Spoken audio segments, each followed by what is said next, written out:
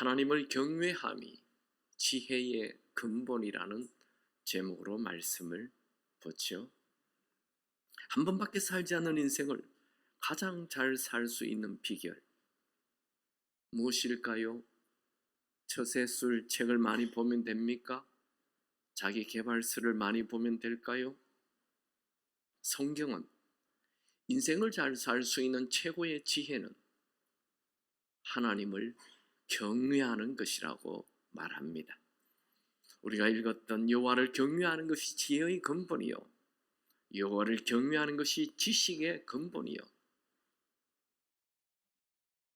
여러분이 아무리 많은 공부를 하고 수많은 박사가 되고 여기도 박사 저기도 박사라 하더라도, 많은 지식을 가졌다 하더라도 여호와를 경외하는 마음이 없다면 아직 지식의 시작도 하지 않은 것입니다. 여호와를 경외하지 않는다면 지혜의 시작도 하지 않은 것입니다. 조금 어려울 수 있어요. 특별히 우리 중고등학생들은 하나님을 경외하는 게 무슨 지식의 근본이지, 지혜의 근본이지, 이런 생각 들지 않을까요? 저는 대학생 때 그런 생각했었는데, 아니 하나님을 경외하는 게 무슨 지혜의 근본이야?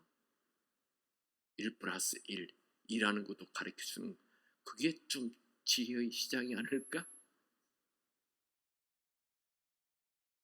하나님을 경외하는 것이 지혜의 근본이다. 근데 성경은 하나님을 경외하는 것 하지 않고 여호와를 경외하는 것, 이렇게 얘기했어요. 그러면 여호와의 뜻을 알아야 돼요. 여호와의 뜻은, 하나님께서 모세에게 내 이름은 스스로 있는 자다, 그 스스로 있는 자가 여호와입니다. 그러니까 이 세상에 수많은 신들이 있지만 그 어떤 신도 나는 스스로 존재한다 말하는 신이 없습니다. 하나님만 스스로 존재하는 신인 것입니다.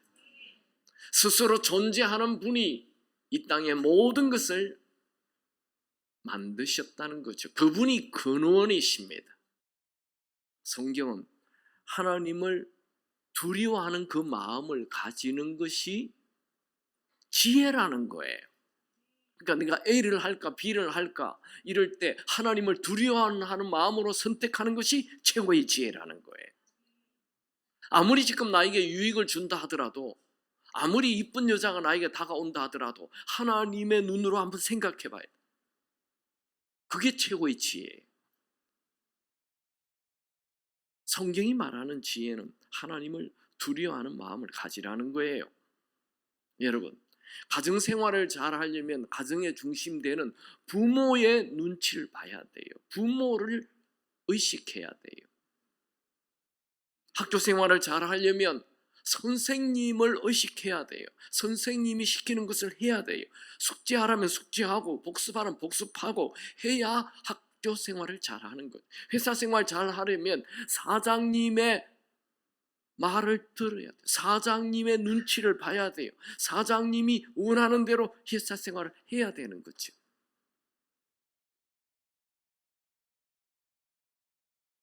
그런데 교회를 다니는 사람은 하나님이 온 우주를 창조하셨다 다 알아요.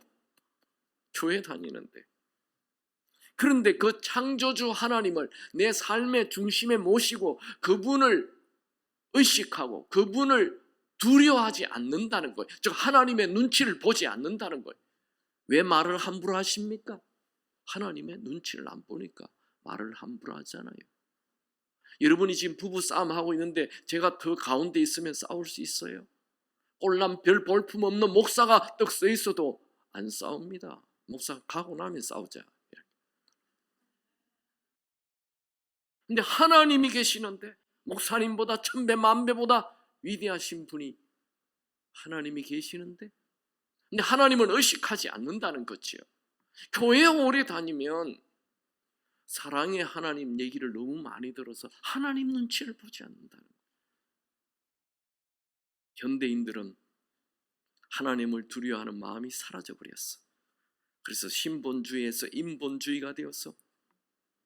자기의 만족, 자기의 행복, 성공 중독, 돈 중독, 쇼핑 중독, 게임 중독, 도박 중독, 알코올 중독, 음란 중독, 인터넷 중독, 엄청난 죄를 범하고 살고 있습니다. 특히 젊은 세대들은 자기 만족이 신이 되어서 자기를 사랑하는데 모든 것을 다 걸고 있어요. 자신의 행복이 전부입니다.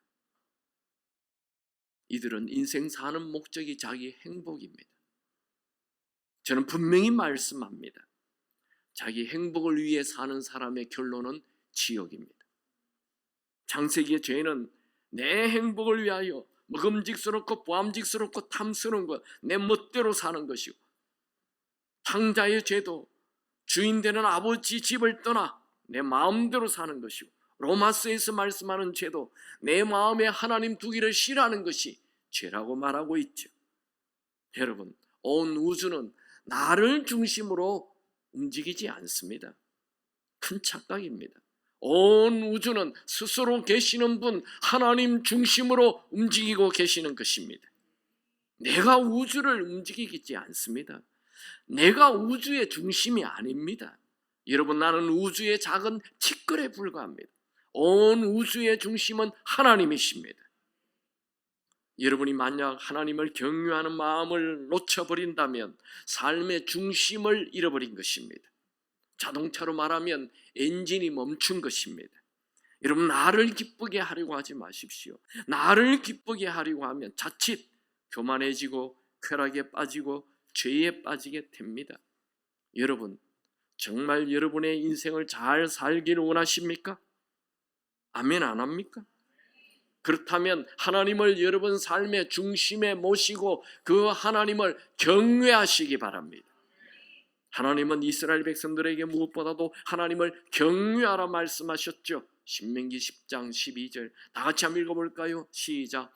이스라엘아, 내 하나님 여호와를 내게 요구하는 것이 무엇이냐? 곧 내 하나님 여호와를 경외하여 그의 모든 도를 행하고 그를 사랑하며 마음을 다하고 뜻을 다하여 내 하나님 여호와를 섬기고. 여러분, 구약 성경 전체가 하나님을 경외하라, 즉 하나님을 두려워하라 말씀하십니다. 신약도 예수님은 우리에게 하나님을 두려워하라 말씀하죠. 누가복음 12장 4절 5절 내가 내 친구 너희에게 말하노니 몸을 죽이고 그 후에는 능히 더 못하는 자들을 두려워하지 말라. 마땅히 두려워할 자를 내가 너희에게 보이리니 곧 죽인 후에 또 지옥에 던져 넣을 권세가 있는 그를 두려워하라. 내가 참으로 너희에게 이르노니 그를 두려워하라.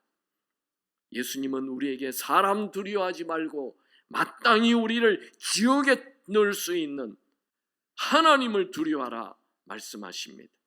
누가복음 12장 5절에는 한 절에 두려움이란 단어를 3번 연거푸 말합니다. 왜냐하면 하나님은 우리를 영원한 지옥에 넣을 수 있는 분이기 때문입니다. 여러분, 우리는 자비의 하나님, 사랑의 하나님 잘 알죠. 그러나 하나님은 동시에 진노의 하나님, 질투의 하나님, 심판의 하나님이십니다. 하나님은 죄에 대해서는 반드시 심판하십니다. 우리 하나님은 사랑의 하나님이지만 악을 심판하시는 무슨 분이십니다. 고린도후서 7장 1절 그런즉 사랑하는 자들아, 이 약속을 가진 우리는 하나님을 두려워하는 가운데서 거룩함을 온전히 이루어 육과 영의 온갖 더러운 것에서 자신을 깨끗하게 하자. 여러분, 하나님을 두려워하시기 바랍니다. 죄를 멀리하시기 바랍니다. 하나님은 노아 시대에 사람들이 죄에 빠져 살자 대홍수로 완전히 쓸어버렸습니다. 온 세계 곳곳에 홍수의 흔적이 있지 않아요? 여러분, 산소금 아십니까? 왜 산에 소금이 납니까? 그게 바다에 한번 바닷물로 잠겨서 그런 것입니다. 대홍수의 흔적입니다.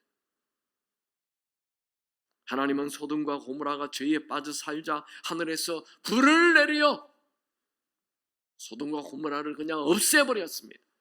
여러분들이 성지순례하면 이 사해 바다 밑쪽에 가면 이 땅들이 완전히 불타버린 흔적이 지금도 고스란히 남아 있습니다. 성경은 그냥 만들어낸 소설이 아닙니다. 팩트입니다. 사실입니다. 하나님은 심판하십니다. 이스라엘 백성들이 타락하여 북이스라엘과 남쪽 유다로 쪼개졌잖아요. 북이스라엘은 하나님은 아수르를 공격해서 아수르가 공격해서 BC 722년에 완전히 역사에서 사라졌고 그 10개 지파가 이스라엘 10개 지파는 역사에서 흔적도 없어요. 지금도 못 찾아요. 남쪽 유다만 남아있죠. 그들은 또 BC 586년에 바벨론이 침공해서 포로로 끌려가서 그들이 남아있는 게 이스라엘이에요. 하나님은 하나님을 경외하지 않는 자는 심판하신다고 말씀하고 있죠. 지난주 새벽 예배 때 계시록 6장에 마지막 때 예수님이 재림할 때 심판주로 오시는 거예요. 그래서 이 세상에 큰 전쟁이 일어나고 환난과 기근과 가뭄과 엄청난 자연재해와 해와 달과 별이 다 힘을 잃어버리는 그걸 심판하고 있는 게 요한계시록 6장이에요. 여러분, 우리는 사랑의 하나님만 알 것이 아니라 심판의 하나님을 알아야 합니다. 하나님은 사랑하시지만 죄는 반드시 심판하십니다. 그러므로 우리는 하나님을 경외해야 합니다. 저는 제가 살아오면서 60평생 지금처럼 악한 시대를 본 적이 없습니다. 가장 악한 시대를 우리는 지금 살고 있는 것입니다. 거짓과 폭력과 술 취함과 음란과 더러움의 홍수 속에 살고 있습니다. TV, 드라마, 영화, 인터넷, 핸드폰 죄가 가득합니다. 시편 36편 1절에 악인의 죄가 그의 마음속으로 이르기를 그의 눈에는 하나님을 두려워하는 빛이 없다. 그러니까 악인들은 하나님을 두려워하는 마음이 아예 없는 거예요. 왜 사람들이 죄에 쉽게 넘어갑니까? 하나님을 경외하지 않기 때문에, 하나님을 경외하는 것이 최고의 지혜라는 것을 몰라서 그렇습니다. 여러분이 인생을 최고로 잘 살기를 원하시면 하나님을 경외하여 죄의 유혹을 멀리하시기 바랍니다. 그것이 최고의 지혜입니다. 모든 사람이 다 유혹을 받습니다. 잘생기는 사람만 유혹을 받는 게 아니에요. 못생겨도 유혹받습니다.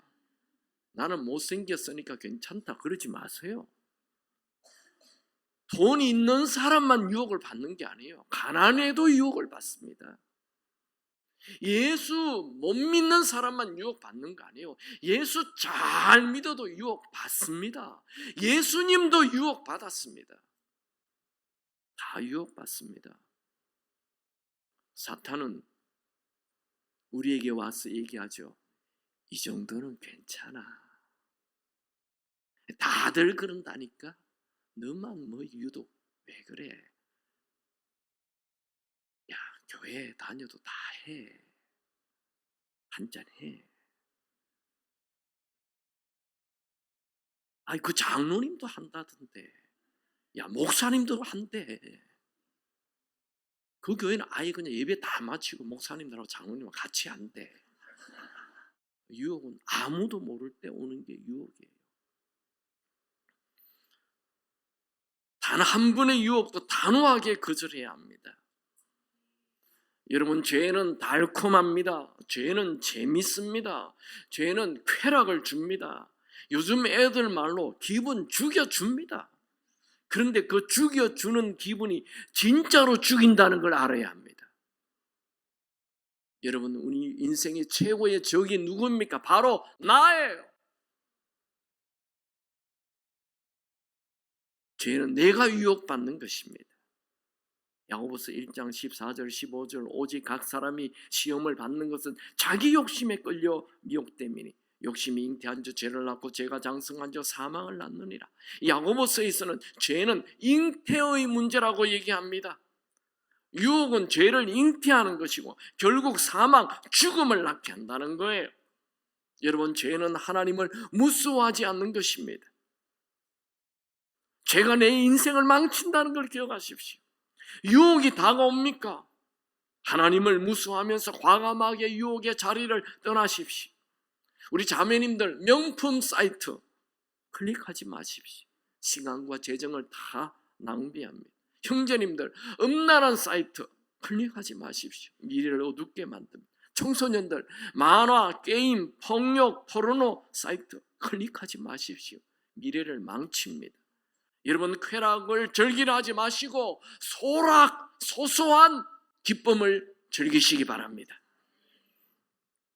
여러분, 기차는 철로 위를 달리도록 설계되어 있습니다. 그런데 기차가 철로 밖을 달리면 탈선이며 대형 사고가 나는 거죠. 마찬가지로 우리는 하나님 말씀하신 십계명 안에서 살아야 하는 것입니다. 이 선을 벗어나면 대형 사고, 달리지도 못할 뿐만 아니라 대형 사고가 기다리는 것입니다. 여러분, 인생 최고의 지혜, 하나님을 두려워하여 그 말씀에 순종하는 것입니다.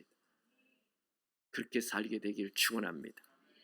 두 번째, 하나님을 경외하는 자에게는 어떤 복을 줍니까? 우리가 그 요셉을 보았죠.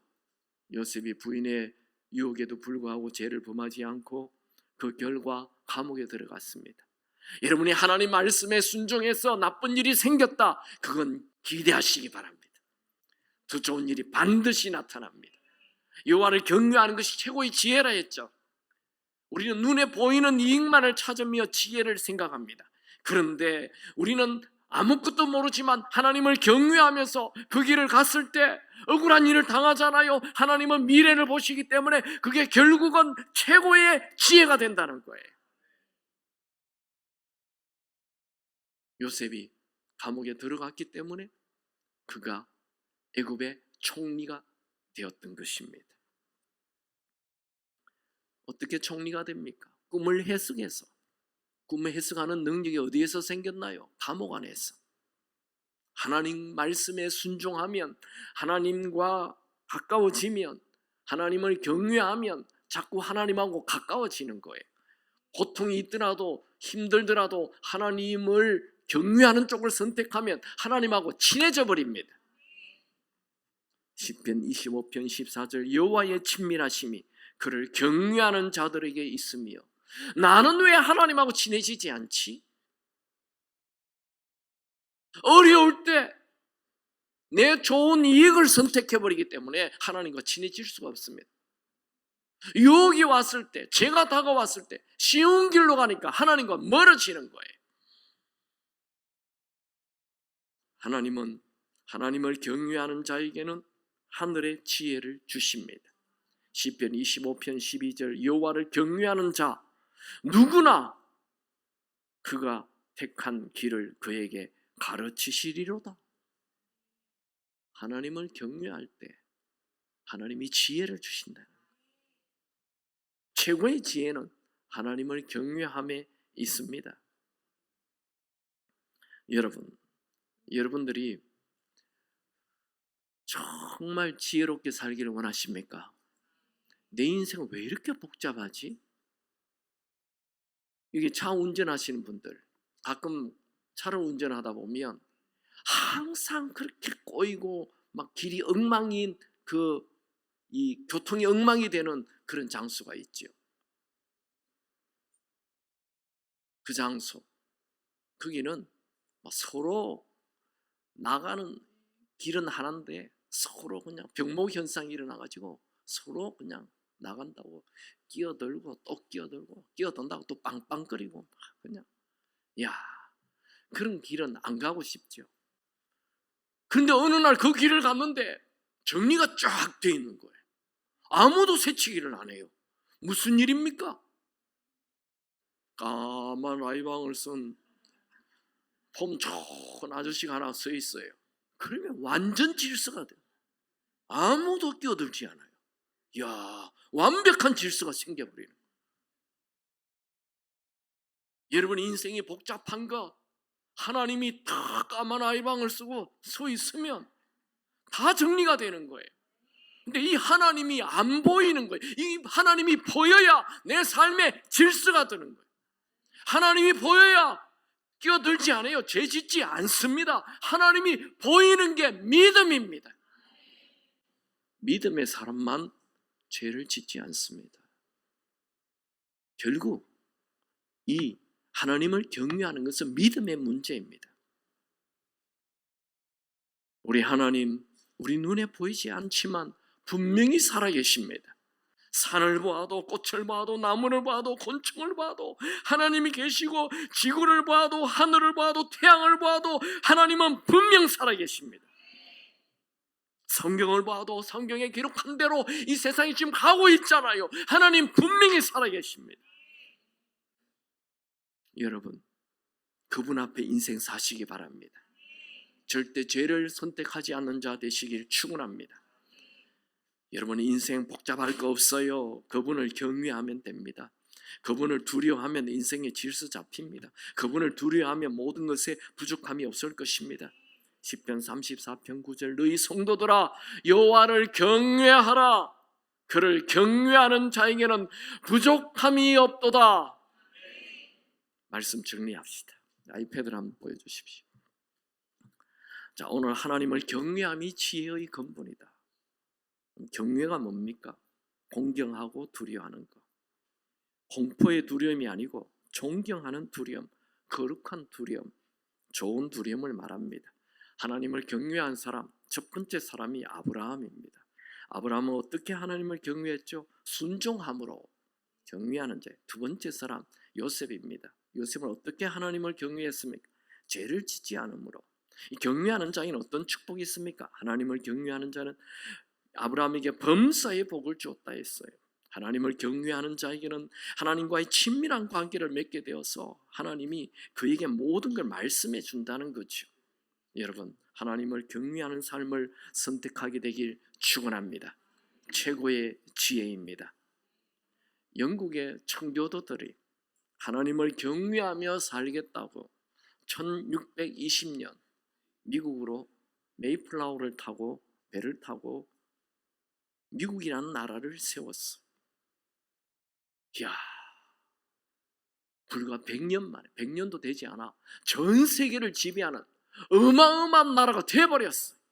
어떻게 그럴 수가 있습니까? 순식간에 전 세계를 지배하는 나라가 됩니다. 어마어마한 복이 부어집니다. 300년 동안 전 세계를 지배했습니다.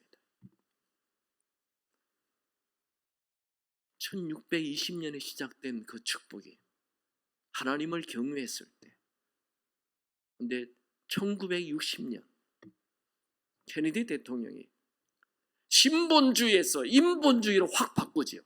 휴머니스트로 확 바꾸지요. 성의 자유를 선택하지요. 나라가 무너지기 시작해요. 1960년부터 무너진 거예요. 지금은 미국이 어마어마하게 무너져 있습니다. 우리는 눈으로 보고 있습니다. 하나님을 경외할 때 하나님의 어마어마한 축복을 주시고 인본주의 이 쾌락을 선택할 때 다 무너져 간다는 걸 우리는 보고 있습니다. 우리 한국도 똑같습니다. 전후 세대의 6.25 전쟁 이후 이 나라 완전히 초토화됐잖아요. 제 어린 시절을 보면 정말 가난하게 살았습니다. 너무 가난하게 살았습니다. 뜨거운 물이 어디 나옵니까? 한 달에 한 번 뜨거운 물을 연탄불에 데워가지고 손을 집어넣어가지고 퉁퉁 불려서 그것도 돌로 민대가지고 이 때를 밀고 1년에 2번 목욕탕 갔어요. 목욕탕 갈 때 너무 부끄러워서 너무 새까마니까 여기 새까만 데를 조금 닦고 가야 되는 그런 시대를 지냈는데 지금 얼마나 매일 샤워를 하는 어마어마한 축복이. 왜요? 하나님의 말씀이 이 나라에 들어온 것입니다. 하나님 말씀이 들어오자 하나님을 경외하기 시작했습니다. 하나님을 경외하자 온 동네에 있는 모든 미신 우상 단지를 버리고 집집마다 2집 살림 사는 남자들이 한 집 살림 살게 되고 죄를 멀리하고 이 나라가 복을 받기 시작했죠. 그런데 얼마 전부터 우리는 쾌락과 죄로 뒤범벅이 되어 이 나라도 무너져 가는 것입니다. 세계 역사가 그랬고 우리나라도 똑같습니다.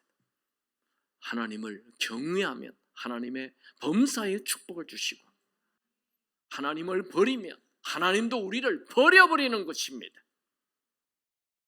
저는 여러분의 인생이 이 세상 따라가지 마시고 하나님 말씀대로 하나님을 경외하는 지혜로운 자가 되기를 축원합니다.